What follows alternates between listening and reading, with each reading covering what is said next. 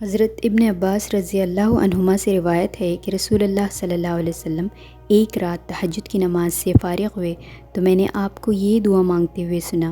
اے اللہ، میں آپ سے آپ کی خاص رحمت مانگتا ہوں جس سے آپ میرے دل کو ہدایت نصیب فرما دیجیے اور اس کے ذریعے میرے کام کو آسان فرما دیجیے اور میری پریشان حالی کو اس رحمت کے ذریعے دور فرما دیجیے اور میری غیر حاضری کے معاملات کی نگہبانی فرما دیجیے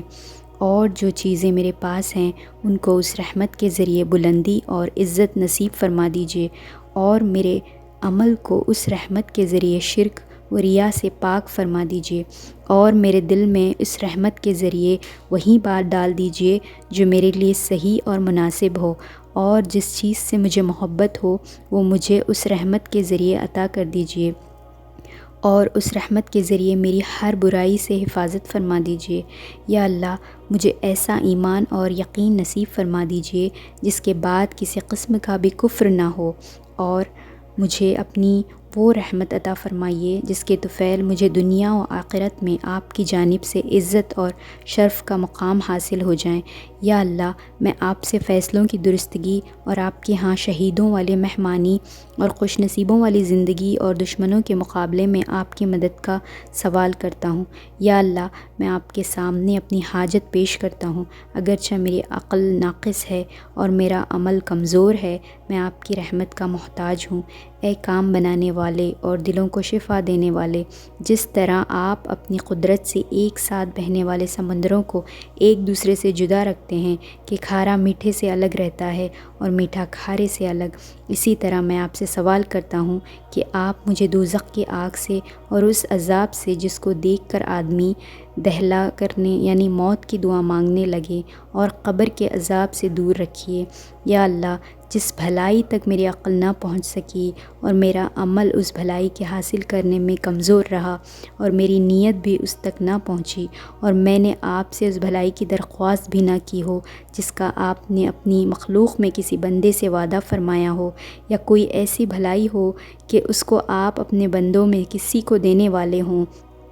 اے تمام جہانوں کے پالنے والے، میں بھی آپ سے اس بھلائی کا خواہش مند ہوں اور اس کو آپ کی رحمت کے وسیلے سے مانگتا ہوں۔ اے مضبوط عہد والے اور نیک کاموں کے مالک، اللہ، میں آپ سے عذاب کے دن امن کا اور قیامت کے دن جنت میں ان لوگوں کے ساتھ رہنے کا سوال کرتا ہوں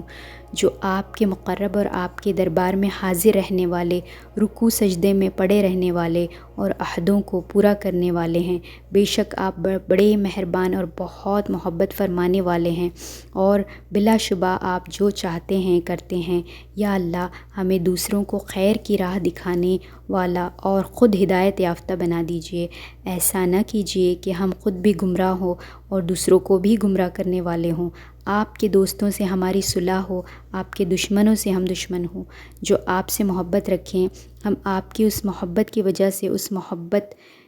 سے محبت کریں جو آپ کا مخالف ہو، ہم آپ کی اس دشمنی کی وجہ سے اس سے دشمنی کریں۔ اے اللہ، دعا کرنا میرا کام ہے اور قبول کرنا آپ کا کام ہے، اور یہ میری کوشش ہے اور بھروسہ آپ کی ذات پر ہے۔ یا اللہ، میرے دل میں نور ڈال دیجیے اور میری قبر کو نورانی کر دیجیے۔ میرے آگے نور، میرے پیچھے نور، میرے دائیں نور، میرے بائیں نور، میرے اوپر نور، میرے نیچے نور، یعنی میرے ہر طرف آپ کا ہی نور ہو، اور میرے کانوں میں نور، میری آنکھوں میں نور، میرے روئیں میں نور، میری کھال میں نور، میرے گوشت میں نور، میرے خون میں نور، اور میرے ہڈے میں نور ہی نور کر دیجیے۔ اے اللہ، میرے نور کو بڑھا دیجیے، مجھ کو نور عطا فرما دیجیے اور میرے لیے نور مقدر فرما دیجیے۔ پاک ہے وہ ذات عزت جس کی چادر ہے اور اس کا فرمان عزت والا ہے، شرافت و بزرگی جس کا لباس ہے اور اس کی بخشش ہے۔ پاک ہے وہ ذات کہ ہر عیب سے پاکی صرف اسی کی شایان نشان ہے۔ پاک ہے وہ ذات جو بڑے فضل اور نعمتوں والی ہے۔ پاک ہے وہ ذات جو بڑے شرف و کرم والی ہے، اور پاک ہے وہ ذات جو بڑے جلال و کرام کی مالک ہے۔